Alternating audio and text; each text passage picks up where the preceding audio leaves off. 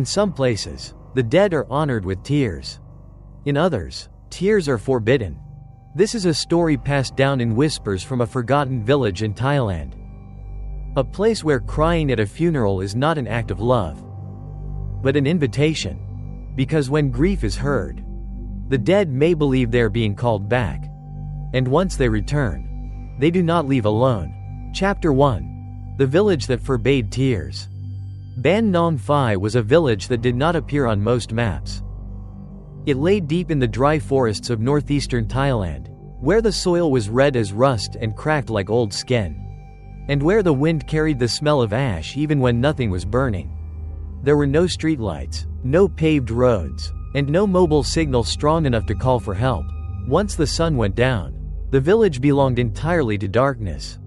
But what truly separated Ban Nong Phai from the outside world was not its isolation. Remember, was a rule. A rule so old that no one could remember who had created it. Only that it had never been broken without consequence. In Ban Nong Phai, no one was allowed to cry at a funeral. Not a single tear. No wailing. No sobbing. No trembling voice calling the name of the dead. When someone died, the villagers gathered in silence. Their faces were blank, their eyes dry, their lips pressed tightly together as if grief itself were forbidden to escape. Even mothers burying their children did not weep. Even husbands watching their wives lowered into the ground made no sound. Outsiders who heard of this custom assumed it was a sign of emotional coldness. But those who lived there knew the truth. This was not about strength. It was about fear. The elders whispered that tears had weight. That sorrow could anchor a soul to the world of the living. That if grief was spoken aloud, if it was heard, the dead might believe they were being called back. And the dead, once called, would not return alone. Every child in the village grew up hearing the same warning, spoken in hushed voices late at night. If you cry for the dead, they will hear you. If they hear you, they will turn back. And if they turn back, they will never leave again. No one remembered the first funeral where crying was banned. No one remembered the first person who disobeyed. But everyone remembered the aftermath. Houses abandoned. Names erased. A section of the forest that even monks refused to enter. So the rule endured. When death came to Ban Nong Phai, silence followed. And when the villagers heard that sang, the old woman who sold incense at the edge of the village had died suddenly in her home. Not a single tear was shed. Not yet. They prepared the body in absolute quiet, knowing that the most dangerous sound in the world was not a scream, but a sob. Chapter 2. The Woman Who Sold Incense. Sang had lived in Ban Nong Phai for as long as anyone could remember. Her house stood at the very edge of the village, where the dirt road ended and the forest began. A small wooden shack, darkened by age and smoke. It always smelled of incense, thick, bitter, and sweet all at once. Even on days when Sang did not burn a single stick, the scent clung to the walls, the floor, and her clothes, as if the smoke had soaked into her bones. She was the only person in the village who sold incense. No one questioned why. In Ban Nong Phai, incense was not used merely to honor the dead. It was used to guide, to seal, and sometimes, to warn. Every funeral, every ritual, every whispered prayer passed through Sang's hands before reaching the spirits. People said she knew which incense calmed a restless soul, and which kind kept something trapped where it belonged. Sang never denied it. She spoke little, smiled rarely, and when she looked at someone, her eyes lingered just a moment too long, like she was listening to something standing behind them. On the afternoon she died, the village was unnaturally still. No birds called from the trees. No dogs barked. Even the wind seemed to hold its breath. Sang was found collapsed in front of her household shrine, her thin body folded awkwardly on the wooden floor. Her mouth was open, frozen in the shape of an unfinished word. In her hand, she still clutched a bundle of unlit incense sticks. The strangest part was her face. There was no pain there. Only fear. The villagers carried her body onto a woven bamboo mat and laid her in the center of her house. No one cried, no one spoke. Even those who had known her all their lives avoided looking directly at her face. An elder finally broke the silence, his voice barely louder than a breath.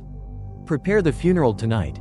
Another man hesitated. Tonight? So soon? The elder nodded slowly. If we wait, she may wait too. They all understood what he meant. As dusk approached, incense was lit around Sang's body. But something was wrong. The smoke did not rise straight upward, as it always had before. Instead, it curled low, crawling along the floor, slipping beneath the mat like fingers searching for something lost. And for the first time in living memory, a rumor spread through Ban Nong Phai like a sickness. Sang did not want to leave. Like and subscribe to Whispering Dark Tales for more chilling ghost stories. Chapter 3. The Granddaughter Who Didn't Know the Rule.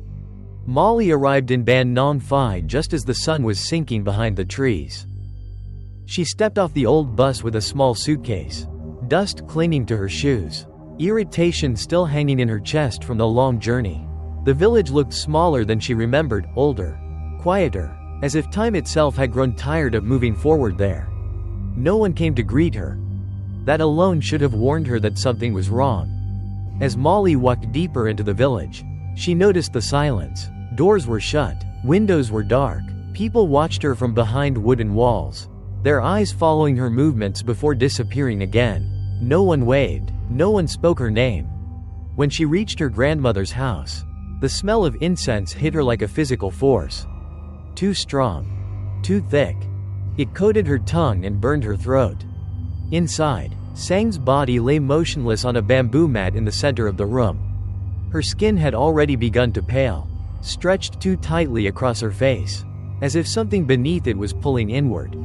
Molly froze. Then she ran forward and dropped to her knees. "Grandma," her voice broke. "Grandma, wake up, I'm here." No one stopped her, no one touched her shoulder. The villagers stood frozen, their faces drained of color. Molly reached for Sang's hand. It was cold, not the gentle coolness of rest, but the deep, hollow cold of something that had been empty for too long. That was when the tears came. They poured from her eyes before she could stop them. Her chest shook violently as years of guilt and distance collapsed into a single moment of unbearable grief. "I'm sorry," she sobbed. "I should have come back sooner. Please, don't leave me." The sound echoed through the house. The instant her tears hit the floor, every incense flame went out. Darkness swallowed the room. Someone screamed, not Molly, but one of the elders. When light finally returned, trembling candles revealed something impossible. Sang's eyes were open, wide, wet, and slowly, unnaturally, they turned, locking directly onto Molly's face. The room filled with a smell far worse than incense. The smell of something that had heard its name being called and answered. Chapter 4. When the dead opened their eyes. No one moved. Not when Sang's eyes opened. Not when her pupils shifted, slow and deliberate, like something heavy waking from a deep sleep. Not even when Molly screamed and fell backward, her hands scraping uselessly against the wooden floor. The villagers stood frozen, as if the room itself had tightened around their throats. Sang's chest did not rise. Her lips did not part. Yet her gaze followed Molly with terrifying precision. "She heard you," an old woman whispered, her voice breaking. "You called her back." Molly shook her head violently. No, she's dead. This is just a reflex. That's all." But deep down, she knew it wasn't. Because Sang blinked. Once. Slowly. A monk stepped forward, Fra Anan, his saffron robe trembling with every step. Sweat streamed down his face despite the cool night air. He raised his hands and began chanting under his breath, ancient words meant to guide a soul toward release. The candles flickered. The flames bent inward, leaning toward Sang's body as if drawn by an unseen breath. Then the chanting stopped. Fra Anan's voice failed him as he stared at the incense sticks on the altar. The smoke no longer drifted upward. It slid downward, crawling across the floor, gathering beneath the bamboo mat. Like something hiding. "Cover her eyes," someone whispered urgently. No one moved. Finally, Fra Anan forced himself forward and pulled the white cloth up over Sang's face. The moment the fabric touched her skin, a sound came from beneath it. A soft, wet exhale. Not a breath. A sigh. The room erupted into chaos. Some villagers fled outside, Others dropped to their knees, pressing their foreheads to the floor, praying desperately. Molly crawled backward until her spine hit the wall, her entire body shaking. "What did I do?" she whispered. No one answered her, because everyone knew the truth. The moment Molly cried, the funeral had changed. It was no longer meant to help the dead leave. It was now meant to stop something from staying. And in Ban Nong Phai, everyone understood one thing with horrifying clarity. Once the dead opened their eyes, they never closed them on their own. Like and subscribe to Whispering Dark Tales for more chilling ghost stories. Chapter 5. The First Night of the Funeral. Night fell quickly over Ban Nong Phai. There was no sunset worth remembering, only the sudden realization that darkness had arrived. Thick and suffocating, pressing against the walls of Sang's house, the forest surrounding the village swallowed what little light remained, leaving the funeral house as a dim island of flickering candles. Sang's body lay where it had always been, wrapped tightly in white cloth, placed at the center of the room. No one suggested moving her. No one dared. The villagers sat in a wide circle, backs straight, hands clasped tightly in their laps. Their eyes avoided the body, fixed instead on the floor, the walls, anywhere but the shape beneath the cloth. No chanting filled the air, no mourning songs, only silence, heavy, fragile silence, as if even breathing too loudly might break something unseen. Molly sat near the doorway, wrapped in a borrowed shawl. Her eyes burned from crying, her chest still aching from the effort of holding back more tears.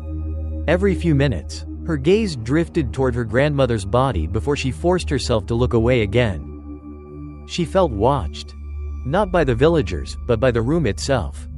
Around midnight, the temperature dropped sharply. The candles flickered violently, their flames stretching thin and blue.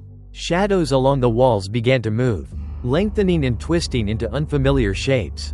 Someone whispered a prayer, someone else quietly retched into their hands. Then it came. A sound. Soft at first, almost gentle. Skrrt, skirt. It came from beneath the bamboo mat. Molly froze. The sound came again, slow, deliberate, like fingernails dragging against wood. Skrrt, skirt. A woman near the altar began to sob silently. Her hands clamped over her mouth to trap the sound. An elder shook his head frantically at her, eyes wide with terror. The scratching grew louder, stronger. The mat shifted, just slightly, enough for everyone to see. Fra Anand stood abruptly. "Do not look beneath," he said, his voice shaking. "Whatever you hear, do not answer it." The scratching stopped. For one long, unbearable moment, there was nothing. Then a new sound filled the room. A whisper. Low, wet, familiar. "Molly?"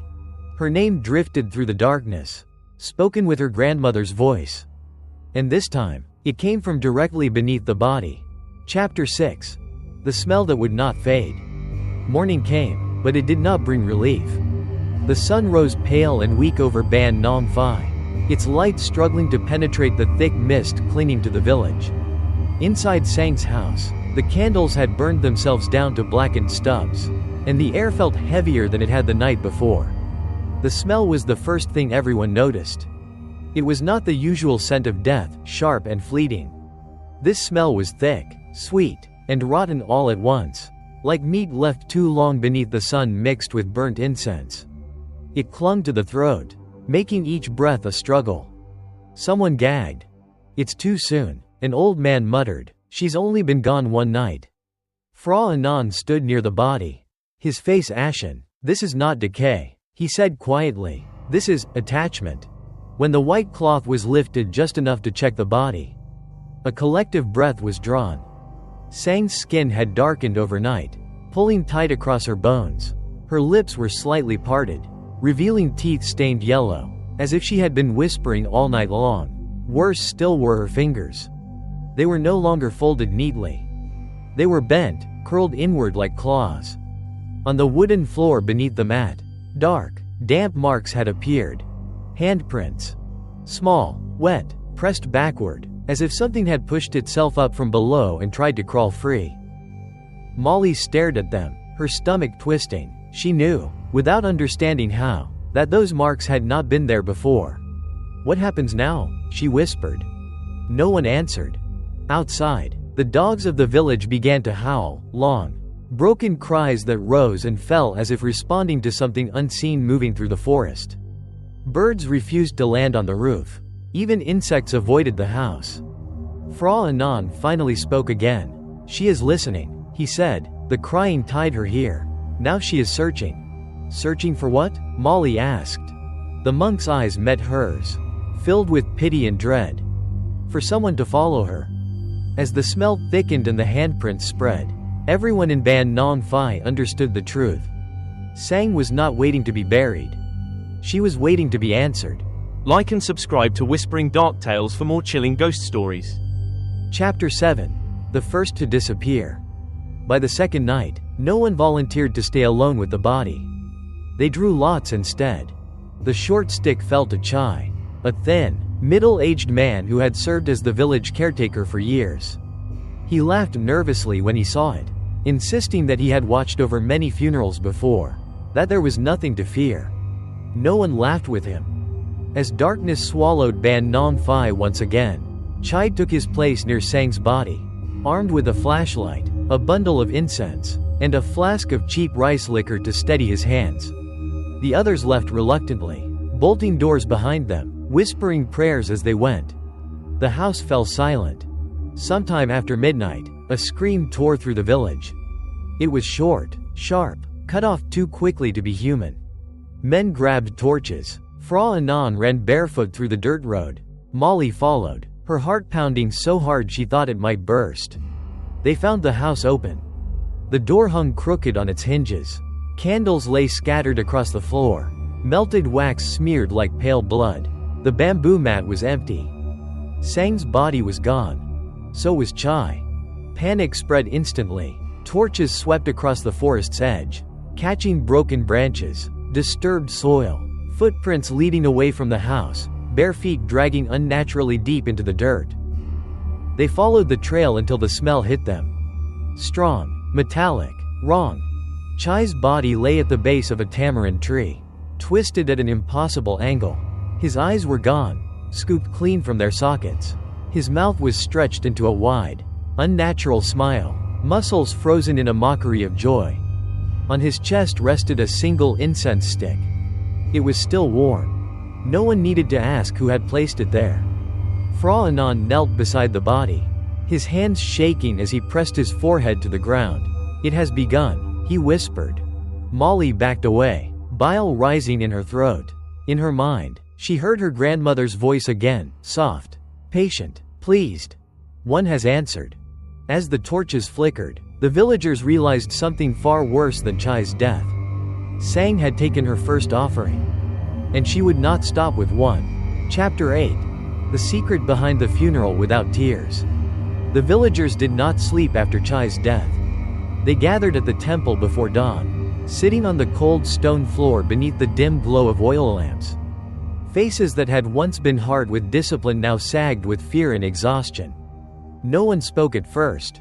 The silence felt different, no longer controlled, but broken. Finally, Fra Anon stood.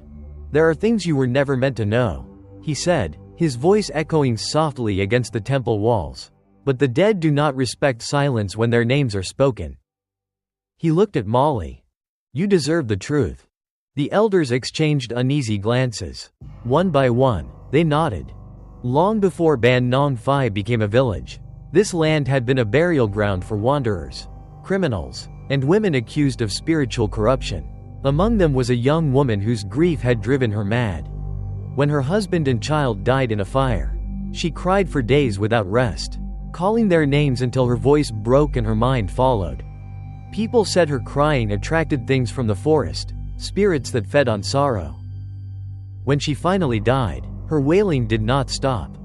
Even in death, her cries echoed through the trees at night, and villagers began to disappear. Terrified, the elders accused her of becoming a Phi Hai, a weeping ghost bound to grief. In desperation, they buried her alive beneath a banyan tree, performing a forbidden rite to seal her spirit. It worked. But curses do not vanish. They pass through blood. Generations later, Sang was born from that bloodline. She learned early how to control incense, chants, and seals, not to summon spirits, but to keep one imprisoned. Her role as the incense seller was not coincidence. She was our lock, Fra Anon said quietly, and when she died, the lock was broken. Molly's hands trembled. Then why the rule? She asked. Why forbid crying? An elder answered, his voice hollow, because tears are invitations. The truth settled over them like ash. The funeral without tears was never about respect. It was a warning. And Molly, with her grief and her love, had unknowingly reopened a door that should never have been touched. Like and subscribe to Whispering Dark Tales for more chilling ghost stories. Chapter 9. When the dead begin to call. After the truth was spoken, the village changed. Not visibly at first, the houses still stood, the trees still cast their shadows. But something unseen had begun to move freely again, slipping through walls, through dreams, through the thin cracks of the human mind. Molly felt it before anyone else. That night, she lay awake on the floor of the temple, wrapped in a thin mat. The air was cold, yet sweat soaked her skin. Every time she closed her eyes, she smelled incense, fresh, burning incense, stronger than it had ever been in her grandmother's house. Then she heard it. Her name. Molly? It was not loud. It did not echo. It came from nowhere and everywhere at once, like a thought that did not belong to her. She sat up, heart racing. Molly, come here? The voice was Sang's. Not the weak, distant voice of memory, but warm, familiar, patient, the same voice that had once called her in for dinner, that had scolded her gently for staying out too late. I'm waiting, the voice whispered. Molly pressed her hands over her ears. But it made no difference. The sound was inside her now. With it came images she could not control, the bamboo mat lifting on its own, fingers clawing from beneath the floor, eyes opening in the dark. Outside the temple, dogs howled again, this time closer. Too close. By morning, Molly's eyes were rimmed red, though she swore she had not cried. But tears slid down her cheeks anyway. Slow, silent, unstoppable. Fra Anon noticed immediately. His face tightened in fear. Do not listen, he warned her. She is choosing you because you answered her once. I don't want to, Molly whispered, but she won't stop. As if in response, a sudden gust of wind swept through the temple, extinguishing the lamps. In the darkness, Molly felt something brush against her ankle, cold, dry, unmistakably human. The whisper came again, closer now. Just one more tear, Sang murmured. And I can come home. Molly screamed. And somewhere deep beneath Ban Nong Phi, something ancient stirred, pleased that the dead had finally found a voice willing to listen. Chapter 10. The night the body left the mat. The third night arrived without warning. There was no ritual to begin it, no bell from the temple, no chanting to mark the hour. Darkness simply fell, thick and deliberate, over Ban Nong Phi, as if the village had been swallowed whole. The house where Sang had died was locked. Every door barred. Every window sealed. Every charm Fra Anon could remember pressed into the wood with shaking hands. Still, no one slept. Just before midnight, the smell returned. Not from the house. From the forest. A rotten sweetness drifted through the village, carried low along the ground. Dogs whined and hid. Insects went silent. Even the trees seemed to lean inward, listening. Then someone screamed. They ran toward Sang's house with torches raised high. The door was open. The charms lay shattered on the ground, cracked clean in half as if crushed by invisible fingers. Inside, the candles burned blue, their flames bending sharply toward the floor. The bamboo mat was empty. A trail of dark fluid stained the wood, thick and sticky, leading out through the back of the house and into the trees. Bare footprints followed it, deep, uneven, as if the feet had dragged something heavy behind them. They followed the trail. In a clearing near the old banyan tree, they found her. Sang's body stood upright. Not supported. Not hanging. Standing. Her head was tilted unnaturally to one side. Neck stiff. Skin stretched tight across her skull. Her mouth hung open, jaw slack, as if still mid-whisper. The white burial cloth clung to her like damp skin. But what broke them was her shadow. It did not match her body. It moved before she did. As the villagers watched in silent horror, Sang's body took one slow step forward. Wood cracked beneath her feet. Fra Anan fell to his knees. "This is no longer a funeral," he whispered. "This is a calling." From behind the corpse, a second shape began to rise from the ground, thin, dark, faceless, pulled upward by grief that had never been allowed to end. And in the crowd, Molly felt her legs move. Not by her will, but by something that had already decided where she belonged. Like and subscribe to Whispering Dark Tales for more chilling ghost stories. Chapter 11. The Confession That Should Never Be Spoken. The villagers did not return Sang's body to the house. They left it standing beneath the banyan tree, surrounded by broken charms and burnt incense, afraid that moving it again would only invite worse things to follow. Dawn crept in slowly, pale and exhausted, revealing faces hollowed by fear and shame. It was there, beneath the tree where the first woman had been buried alive, that Fra Anan finally spoke the words that had been forbidden for generations. "This is our sin," he said. No one argued. Long ago, when the crying woman was sealed beneath the earth, the village did not only bury her spirit, they buried the truth. They told themselves they had done what was necessary, that sacrificing one soul was better than losing many.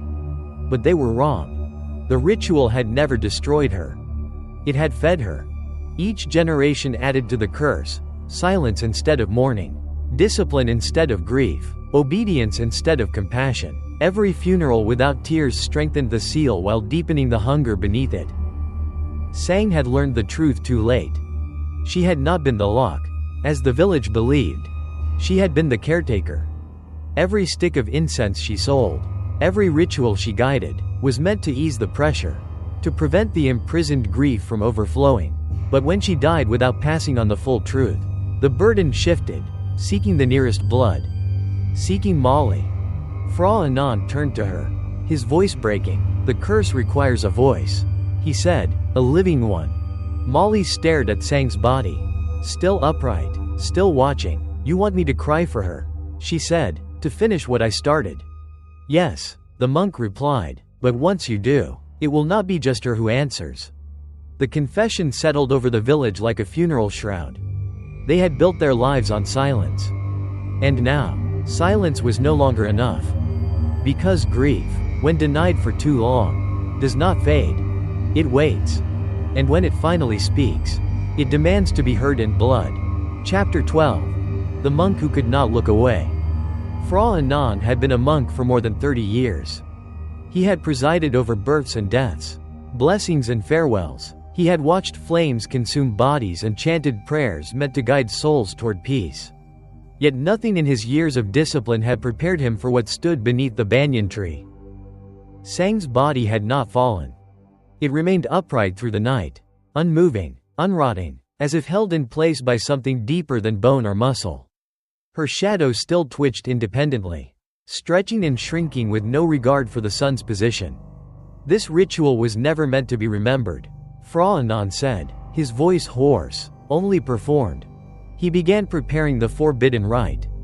The villagers watched in silence as he drew symbols in ash and salt around the tree, circles meant to contain grief, not spirits. He placed incense at the four directions, but did not light them.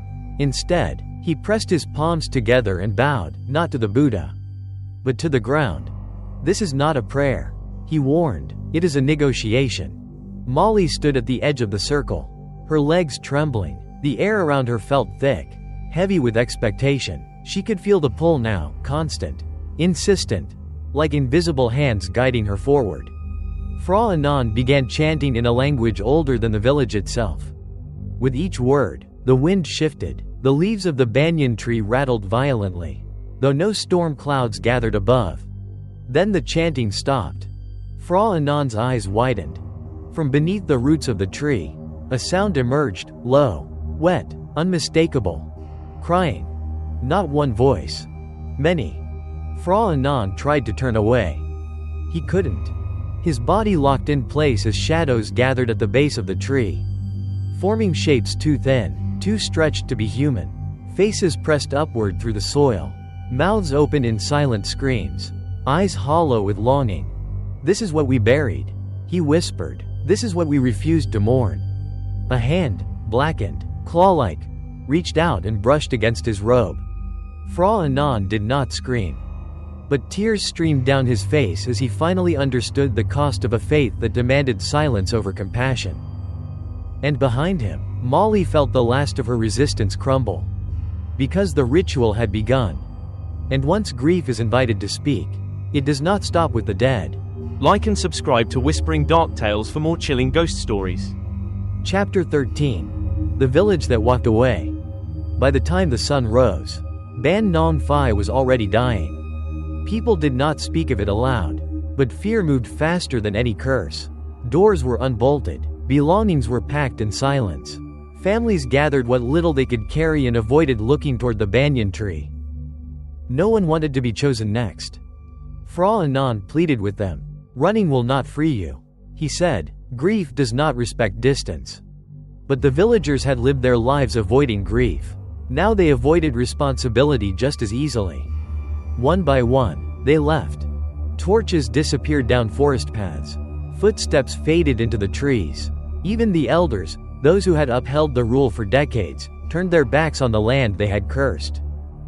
Only a few remained. Molly stood in the clearing, watching the village empty itself. Her grandmother's body still stood beneath the tree, unmoving, waiting. Shadows clustered thicker now, stretching long across the dirt like stains that could not be washed away. "This was never my home," Molly whispered. Yet the ground beneath her feet felt warm, pulsing faintly, as if it recognized her. Fra Anan knelt before her. "If you leave," he said softly, "the curse will follow you.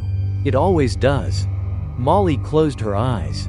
She thought of Bangkok, of noise, of lights, of a life untouched by old rules and unspoken sins. But when she imagined herself there, she still heard the crying beneath the soil, still smelled incense burning where it shouldn't. She looked back at the tree, at Sang, at the faces half formed in the dirt. "I'll stay," Molly said. The monk bowed his head. Behind them, the last of the villagers vanished into the forest. Ban Non Phai became a place without witnesses, without protectors, without forgiveness. As night fell again, the wind carried a sound through the empty houses. Not screaming, not laughter, but soft, patient weeping. The kind that waits for someone to answer. Chapter 14.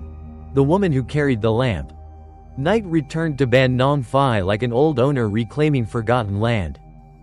With the village abandoned, darkness no longer waited at the edge of the forest. It moved freely through the empty houses, settling into corners, slipping beneath floors, filling spaces once occupied by breath and voice. Molly walked alone. In her hand, she carried an oil lamp taken from the temple. Its flame burned low and steady, casting a small circle of light that never seemed to reach her feet. No matter how she held it, the shadows around her stretched longer than they should have. She did not know why she walked, only that stopping felt impossible. Each step drew her closer to the banyan tree, where Sang's body still stood. But something had changed. The corpse no longer looked rigid or unnatural. It looked patient, waiting. Molly felt the pull again, not sharp, not forceful, but gentle, familiar, like being guided home by someone who knew the way better than she ever could. "You came back," Sang's voice whispered. It no longer sounded like it came from the corpse. It came from the ground, from the trees, from inside Molly's chest. "I didn't want this," Molly said, though she no longer knew who she was speaking to. "I just wanted to mourn." The shadows around the tree shifted, forming vague human shapes, bent backs, bowed heads, mouths forever open in soundless grief. "This is mourning," the voice replied. Molly understood then. The curse did not demand death. It demanded remembrance. For generations, Ban Non Phai had sealed its grief away, refusing to look at it, refusing to hear it. Someone had always been needed to stand between the living and what was buried beneath them. Sang had done it with incense. Now Molly would do it with light. She raised the lamp. As its flame flickered, the crying softened, not gone, but held, contained. The shadows recoiled, retreating back into the soil. Sang's body finally sagged, collapsing into dust at the base of the tree. When dawn came, Ban Nong Phai remained empty. But at the edge of the forest, travelers would sometimes see a woman walking slowly at night, carrying a lamp that never went out. And if they listened closely, they would hear her whisper a single warning into the dark. Do not cry for the dead here. Because someone must always stay awake, so that grief does not learn how to walk again. Like and subscribe to Whispering Dark Tales for more chilling ghost stories. Chapter 15. The Funeral Without Tears. Years passed. Ban Nong Phai faded from maps, from records, from memory. The forest reclaimed the roads. Roots split the floors of empty houses. The temple roof collapsed inward, bells rusting silently beneath vines. But some places are not forgotten. They are avoided. Travelers passing through the region learned to walk faster when the air smelled faintly of incense. They learned not to camp near the banyan tree whose roots twisted like hands gripping the earth. And they learned, above all, to listen. Because sometimes, just after nightfall, a small light could be seen moving between the trees. A lamp, carried by a woman walking alone. Those who saw her described the same thing. She never looked up. Never spoke unless spoken to. Never stepped into the light of a fire. Her face remained calm, almost gentle, but her eyes reflected something old, something that had watched generations come and go. If a traveler dared to ask about the village, the woman would stop. She would raise the lamp just enough to illuminate the ground, not her face, and say only one sentence. If someone dies here, do not cry. Some ignored her. They always regretted it. One such traveler was a young man who lost his friend to a fall near the forest edge. Overcome with shock and grief, he knelt beside the body and sobbed openly, his cries cutting through the still night. The wind shifted. The lamp's flame bent low. From beneath the soil, a sound answered him. Not a scream, not a voice, but the slow, patient beginning of weeping. By morning, the forest was quiet again. Two sets of footprints led away from the clearing. Only one returned. To this day, villagers from nearby towns swear they hear crying on certain nights, soft at first, then layered, as if many throats remember how to mourn at once. And when elders are asked why they teach their children never to cry at funerals, they give the same answer their ancestors once did. Because tears have weight. They can hold the dead in place. And some doors, once opened, will never close again. That is why, in some forgotten corner of Thailand, there is a funeral that never ends. And a woman who walks through the night, carrying grief, so no one else has to. They say grief fades with time. But in Ban Nong Phai, grief was never allowed to fade. It was buried alive. And buried grief does not disappear. It waits. So if you ever find yourself in a place where incense burns without flame, where the forest listens too closely, and where silence feels heavier than sorrow, remember this warning. Sometimes, the most dangerous sound at a funeral is not a scream, but a tear. Like and subscribe to Whispering Dark Tales for more chilling ghost stories.